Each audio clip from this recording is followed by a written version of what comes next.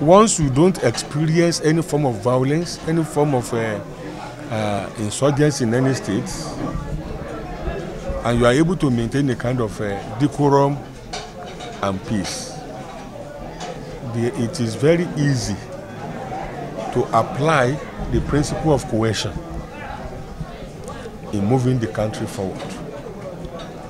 It is not negotiable. The unity of Nigeria is not negotiable, because when you look into the history of Sudan, up till now, the north is not settled. The south is always in commotion. So if the unity is not sustained, the tendency for the Yorubas to go is there. I repeat it. The tendency for the Delta people to go is there. The tendency for the Igbos to achieve that bid of secession is there.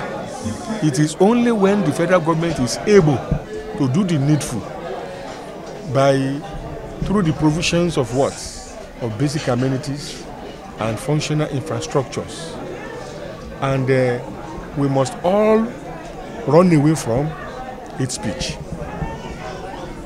Once we are able to equitably and justicably manage the country, there is no way we will be able to have that sense of unity, sense of nationhood. Because the core value of unity is patriotism. When people have the feelings of the fact that this is like when you look at Indians, there are so many, they are into trillion, and they are into billion, 1.3 billion or so. That's the Indian. As many as they are, with different kinds of religions that they have there, how are they maintaining that unity among them? The secret behind that is that the spirit of nationhood comes first, then your religion comes second, and it looks personal to you. So if we are able to tame ourselves into a culture of my nation first, development second, my participation third, look at the order of priorities, and you now look at it that for Nigeria to be appreciated, the home must be kept intact.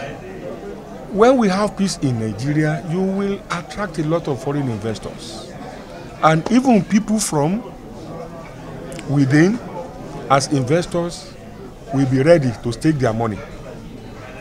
So once you have people, our youth not under restive mood again, they are gainfully employed, there is no way some people will just think of let us secede, let us nobody will be able to think of that.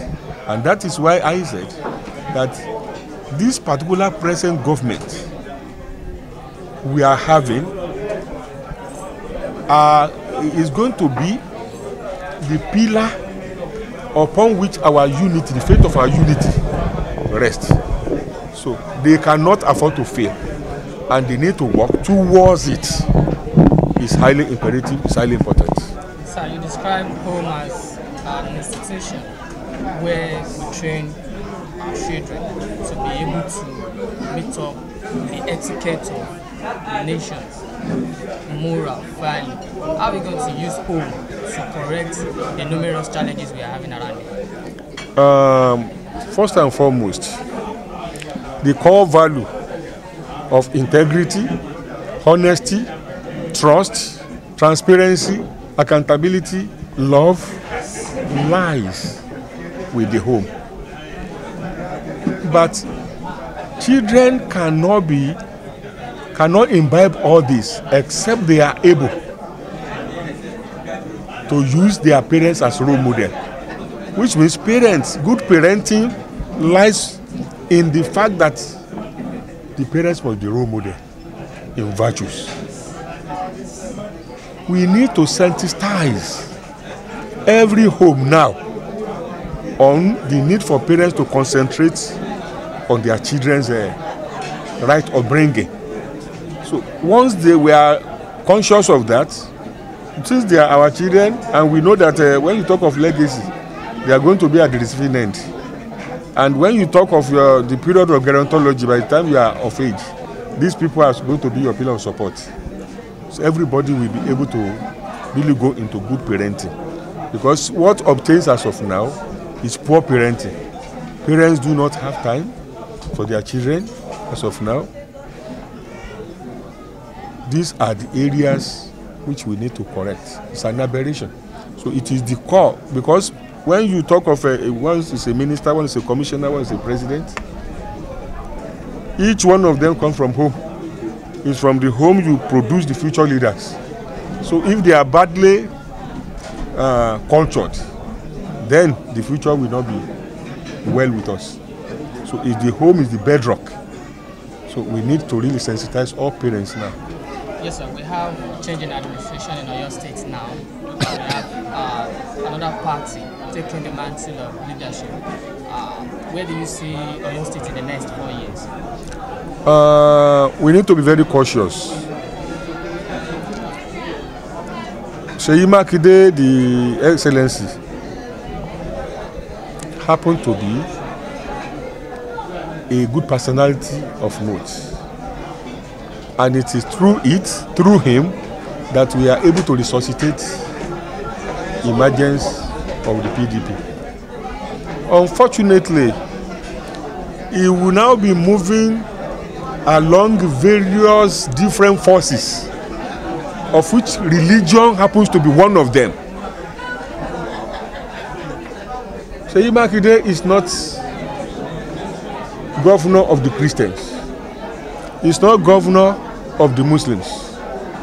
He's a governor we expect to run a kind of inclusive governance, whereby equal access. The poor has an equal access as the rich. The children have equal access as their parents. The Christians have equal access as the Muslims. Even the traditional religious ones. So when a leader is above that, because religion is personal, then he will be able to make it. But immediately he begins to now tend towards one and neglects others, that may be the beginning of bad experience. Yes, sir.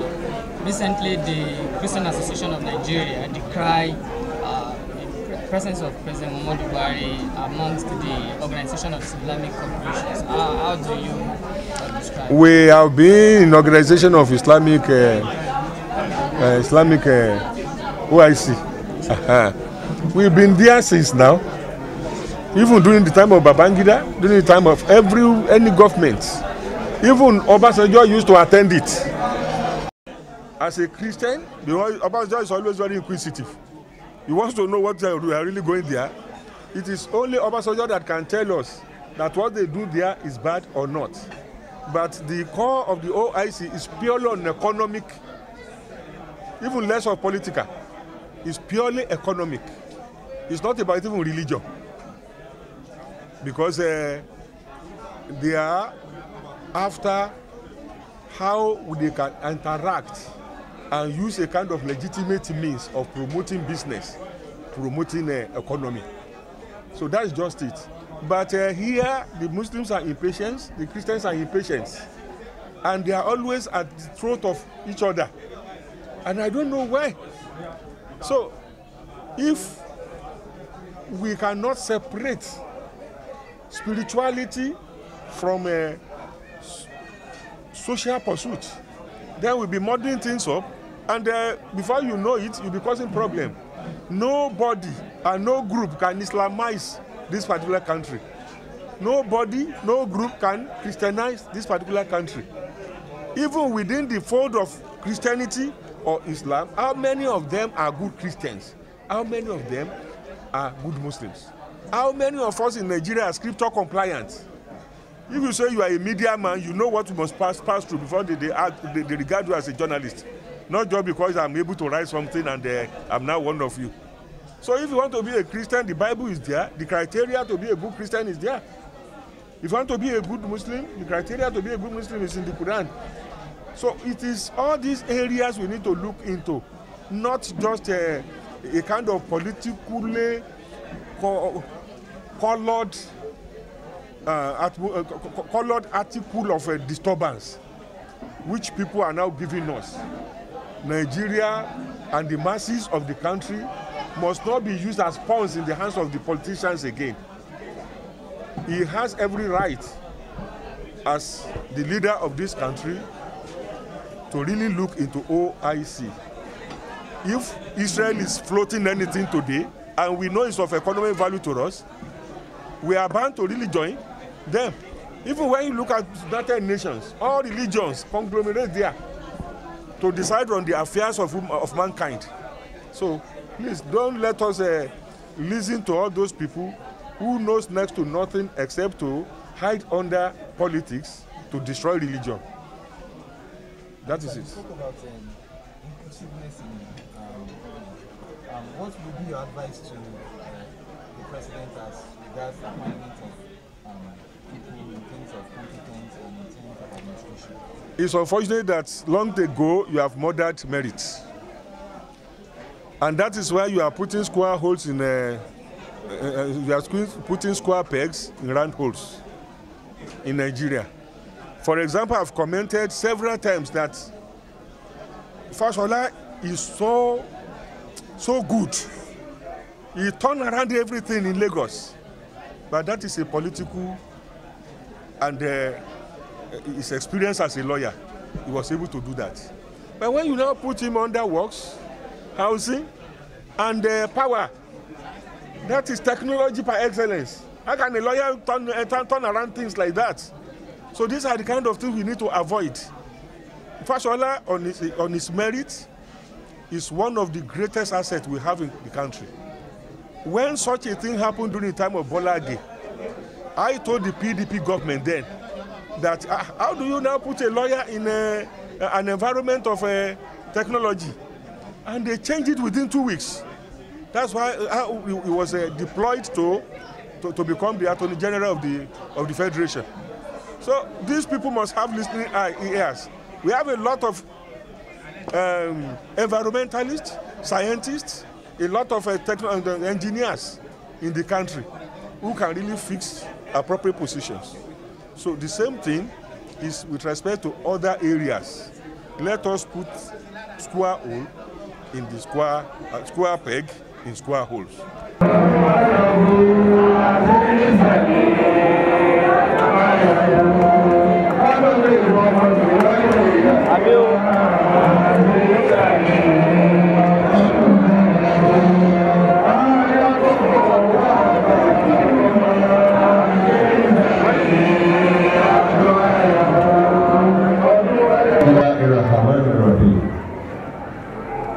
Risala to the future in 2019.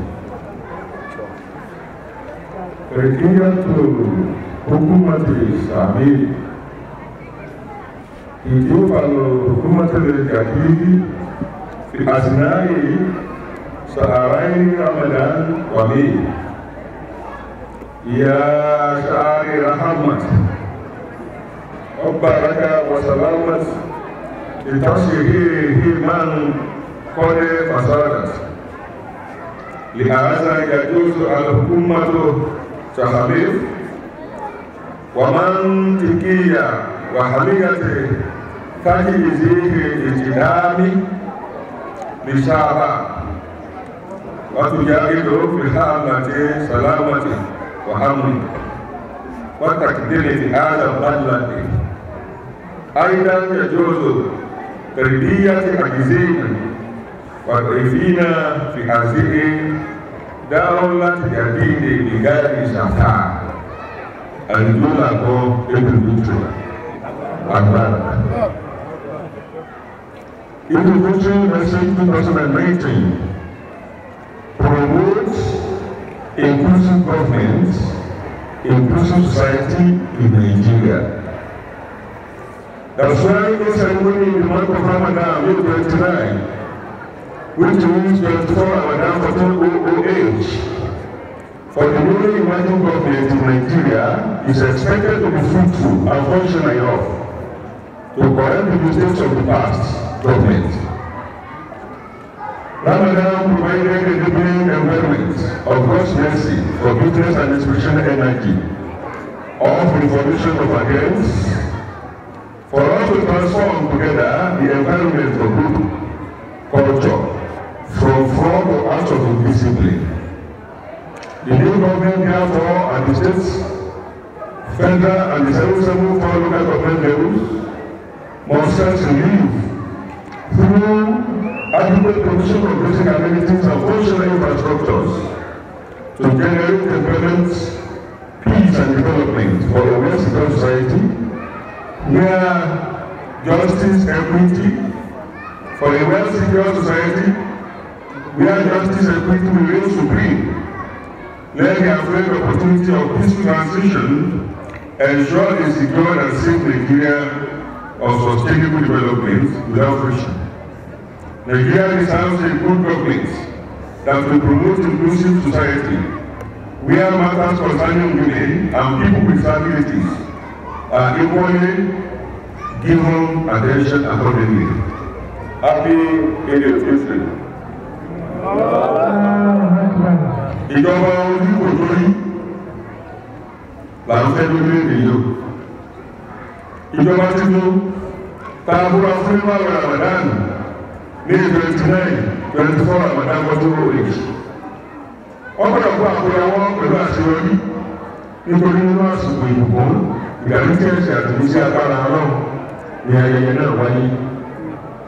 Ìjọba ìpínlẹ̀ àtàpapọ̀ gbọ́dọ̀ mú ìlera kúrò fún àwọn èèyàn nípa pípa àṣìṣe àwọn ìjọba àdáyé. Wọ́n gbọ́dọ̀ pèsè àwọn ọmọ amáyédẹrùn àti abẹ́lérò pẹ̀lú ìdàgbàsókè láti rí jẹ́ kí iṣẹ́ wà fún àwọn ọ̀dọ́. Wọ́n gbọ́dọ̀ ṣiṣẹ́ fún àlàáfíà àti ìdàgbàsókè orílẹ̀-èdè pẹ̀lú fífẹ́ ọ̀rọ̀ fún ẹ̀tọ́ ọmọnìyàn. Gbọ́dọ̀ ti jẹ́ kí ìjọba tuntun wáyé lọ́wọ́lọ́wọ́. Ẹjẹ́ ká ṣiṣẹ́ fún ètò ààbò pẹ̀lú ìjọba tí ó pèsè fún aláìní, àwọn àkàndá ẹ̀dá àti àwọn abarapá. Bákan náà, báyìí ṣe ẹ̀yàmẹ̀yà kankan. Èyí ni Nàìjíríà tó yọrọ jù. Àwọn òbẹ̀lá ilé ẹ̀sẹ̀ ikọ́ ní ìrọ̀lẹ́ni. Bismillahirrahmanirrahim. Nigeria needs effective change, functional change. Àyípadà tọmọdé tàgbà ó lè sọ fún tòótọ́ ìjọba yìí ti kó edé làwọn Nàìjíríà. Gbogbo yìí adarẹ̀kẹ̀, gbogbo yìí abirèrè gbogbo yìí ti darẹ̀kẹ̀ sí. Ọ̀dọ̀ ẹ̀yin olóṣèlú ẹ̀yin la gẹ́gẹ́ bí òjíṣẹ́ Ọlọ́run. Iṣẹ́ Ọlọ́run lè jẹ́ àwọn ènìyàn yóò máa fúsikástíìkì bí ẹ ṣe ń ṣe sí lára àwọn ènìyàn ìlọ́lọ́wọ́ tí wọ́n bí léèrè àwọn ilé ìfún àwọn sọpọ̀ fáwọn òun jẹjẹ àwọn ilé ìfún sọpọ̀ wípé òdòdó sàwọn gbogbo owó tàwa kó lè lọ́wọ́ tó dẹ̀ lò àgbọ̀gbọ́ ta fún ní lórí wípé provision of basic amenities and infrastructures níbo lẹ wá kó owó yìí sí ṣé mo ní ẹlò fúnra yìí àti mo ní ẹlò fáwọn èèyàn yìí ibi ìyá yóò ti dọ́bù òun nìyẹn tẹ́ ẹ̀ bá ṣe tọ́tọ́. Nítorí náà òjíṣẹ́ méjì lọ́hàn, òjíṣẹ́ láàrin àwọn àfáà, òjíṣẹ́ láàrin èyí olóṣèlú. Ẹmbá ṣe ti ẹ̀ dáadáa àmọ́nà ni yọ́ bá mẹ́. Ẹgbọ́n bá ṣe jákújákú ẹran tí àwọn tó ti ṣe rí Nàìjíríà tí ìrànjú náà ò lè débẹ̀ mọ́. Ẹran tí àwọn tó jẹ́ pé wọ́n ṣe jákújákú agbára bẹ̀rẹ̀ wọ́n gbà náà wíìkíà àwọn tí ò lù stroke yẹn wà wíìkíà lọ́pọ̀lọpọ̀ ń lò káàkiri báyìí. Sẹ́ẹ̀tì ilé kò sí pé àìsàn máa wá kankan lọ́bì kan ẹ bá fẹ́ gbọ́ ọgbọ́n lóyún. Nítorí náà Ọlọ́run ní àbí àwọn tí a ránṣẹ́ sí léèrè lẹ́yìn náà wà aráàlú ẹni mẹ́rin ló ti pàṣẹ ọ̀rọ̀ Ọlọ́run ọba yí padà ṣọ́ọ̀ṣì pọ̀ rẹpẹtẹ òṣì àtìṣẹ́ àti wàhálà àti wà burúkú sí pọ̀ sí. Gbogbo káfíń yẹ káfíń pẹ̀sẹ̀ táwọn ẹ̀ṣẹ̀ lọ́dàdà olómi kápátí o. Tá a bá fẹ́ kí ìjọba kótó tá a súnmọ́ ẹ̀yìn nínú àwẹ̀ ti provide a good environment Bí àwọn ọ̀gbẹ̀ bá rí ẹ̀kọ́ dá gbogbo nǹkan sí ìrètí mẹ́fọ́ gbogbo kò rí dáadáa. A ti pèyé nínú àwẹ̀ tó ń kálukú máa wọlé lọ́wọ́. Ẹ̀ẹ́dẹ̀ ni bí àwọn ẹlẹ́tì yẹn gbà tán, àwẹ̀ ọlọ́run fi ṣe ẹ̀kẹ́ ẹ̀jẹ̀ fún yín Nàìjíríà ni ó. Bẹ́ẹ̀ bá gbogbo orí dúró, ní ìṣeré ẹ̀ẹ́rẹ́ jágbó ìnàmọ́lẹ́lẹ́. Àyàfi kẹ́ẹ̀ tètè mọ̀ pé ọlọ́run lọ́lọ́run. Ó sì fẹ́ Nàìjíríà, ó fẹ́ wúlò Nàìjíríà gbogbo àgbáyé. Ó ní ẹ̀fọ́lọ́lá yìí kò ṣiṣẹ́ ọwọ́ ẹ̀. Nítorí náà, ọlọ́run ní àwọn nǹkan tí ẹ gbọ́dọ̀ sá fún. Òun náà ní hate speech. Ẹni tí ìgbéyàn sípò tán, a máa fọ̀rọ̀ burúkú tẹ̀lé. Bóyá ẹ̀jẹ̀ bá lé ilé gan fẹ́ fọ̀rọ̀ burúkú ní bọ́ gbogbo gbà, wà láì yọ̀ọ̀dà olóoru, torí kò ní gbàdùn. Ẹ kó nínú hate speech, ká máa fọ̀rọ̀ burúkú rẹ́sẹ̀ sí àwọn olójú. Violence yẹn sá fún, fraud yẹn sá fún, corruption yẹn sá fún, indiscipline yẹn sá fún, crime yẹn sá fún, ẹ̀ṣẹ̀ yẹn sá fún. Àwọn tí wọ́n ní kí á dúró lórí ká fi kọ́ ọmọ àṣìṣẹ́yẹ ká dẹ̀ fi ṣèjọba transparency accountability productivity philanthropy àwọn tá a ní ẹ̀ka wọn tí ò ní wọ́n benefit látara wa. Lẹ́yìn náà justice and equity. Lẹ́yìn náà ipa àdàgbàsókè ètò ìwọ ọmọ ilé. Ọ̀nà tó orílẹ̀-èdè jẹ́ ẹyọ kan ó nìyẹn. Àwọn bàbúdé ṣùgbọ́n ti wà ńlẹ̀. Yorùbá fẹ́ lọ, Yíbò fẹ́ lọ, Delta fẹ́ lọ, gbogbo ọ̀gá ẹ̀mí ní máa ṣòfò nínú ẹ̀. Ṣùgbọ́n síbẹ̀síbẹ̀, ntọ́nà wọn fẹ́ náà ni wàtàkùsùkù bí hábùlù náà ìgbẹ̀mí ká wà látàbà. Ó ní ẹwà ní ṣọ̀kan, ẹ̀jẹ̀ ọ̀pọ̀lọpọ̀ ọba mú ẹ̀jẹ̀ yọkan, ìjọba yóò lè dìtámì. Bóyá máa jẹ́ yọkan lọ, àbá nìjẹ́ yọkan lọ. Òótọ́ ọ̀rọ̀ lẹ́ ń wá yìí o. Kò sí ní agenda níbi kankan tó gbé ọlọ́mọ expose it máa ń ṣẹlẹ̀ lọ. Torí náà, let us sustain the unity of this nation. Let's keep ourselves with love. Ẹ jẹ́ àṣejọba rere, ẹ jẹ́ aká ìṣẹ́ àtòsí, ẹ jẹ́ aká kúrò lẹ̀. Àdúrà mi ni wípé ọlọ́wọ́ ọba tí Mahama ti di orílẹ̀-èdè mú, olódi Sáúdí mú, tí Sáúdí fi jẹ́ ibi gbogbo ayé lọ lónìí. Olódi Ísírẹ́lì mú, tẹ́ ẹ fi sọ pé Jerúsálẹ́mù ìdìgbàlá ayé lẹ́yìn Kírísítẹ́nì. Kí ló ń fẹ́ ẹgbẹ́ yóò dìwà náà mú kí àwọn àgbà ayé náà máa wá bí fún nǹkan tó dáa. Abẹ́yìn ni ẹjọ́ mọ́ omi, ẹjọ́ mọ́ sẹ́mi, ẹjọ́ wà náà kúrò, ẹjẹ́ kálàáfíà, ẹjẹ́ kó jọba. Àdúrà mi ni pé ọ̀dẹ ẹnìkankan kò ní bàjẹ́, ilé ẹnìkankan kò ní dàrú, Ọ̀yọ́ state yóò dẹrù, gbogbo Nàìjíríà kò ní dàrú. Wíńlá ahùnmọ̀ máa ní ká ní wọ́n kò tó ti mú kí máa ń tẹ̀sà. وتنزل الملك ممن تشاء وتعز من تشاء وتذل من تشاء بيدك الخير انك على كل شيء قدير تولج الليل في النهار وتولج النهار في الليل وتولج الحي من الميت وتولج الميت من الحي وترزق من تشاء بغير حساب لا حول ولا قوة الا بالله العلي السلام عليكم. وعليكم السلام ورحمة الله.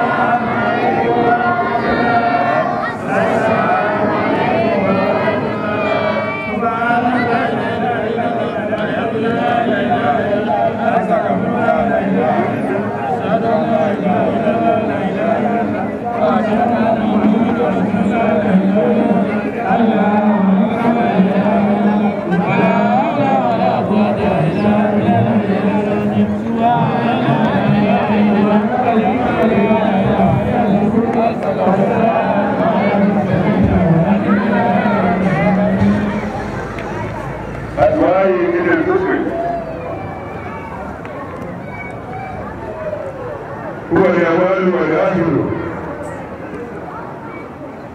والظاهر والباطن وهو بكل شيء عليم. اللهم صل على محمد وعلى آله وأصحابه أجمعين. الزائد القدس البركة كما قال الله تعالى يا أيها الذين آمنوا كتب عليكم صيام كما كتب على الذين من قبلكم لعلكم تتقون. وإذا سألك عبادي عني فإني قريب أجيب دعوة الداعي إذا دعاني فليستجيبوا لي وليؤمنوا بي لعلهم يرشدون. عن ابن النباس قال رسول الله صلى الله عليه وسلم أجود الناس وكان النجمة ويكون في رمضان حين تلقى جبريل وكان يلقى في كل ليلة رمضان فيدرس القرآن فرسول الله يجود بالحافظ من ريحه بالزلمة. اللهم صل على محمد وعلى آله وصحبه والأنبياء والمرسلين وجميع المسلمين والمسلمات ولله العزة ورسوله والمؤمنين. كتب الله الذي بنانا ورسوله إن الله قوي عزيز. آدم صفي لا إله إلا الله، نوح لا إله إلا الله، إبراهيم لا إله إلا الله، موسى كلم لا إله إلا الله، عيسى لا إله إلا الله، محمد رسول الله صلى الله عليه وسلم. وإلى أكمل وإلى إلا هو رحمن إلا الله. اللهم يا سارة الواسعة يا كريم الله يا رحم الله يا شكر الله. أمنت من دين الله الإسلام أمنت بمن بلا سنة ولا من المؤمنين. آمن رسول من أنزل إليه من ربه والمؤمنين قل آمن بالله وملائكته وكتبه ورسوله لا نفرق بين أحد من المسلمين وقالوا سبيلا وأقاموا ذلك ربنا وإليك المصير. آمن بالله أتوا الله أتوا رسوله وإننا أرسلنا شهيدا وبشيرا ونذيرا للناس كافة وسبحان الله وما أنت من المشركين. اللهم صل على محمد محمد وعلى آله وسلم تسليما اللهم علينا بحرمة سؤال الرسول سلامك على ابن الرحيم سلامك على ابن الرحيم سلامك على ابن الرحيم سلام على رسول الله ربنا إننا سمعنا ربنا ربنا ربنا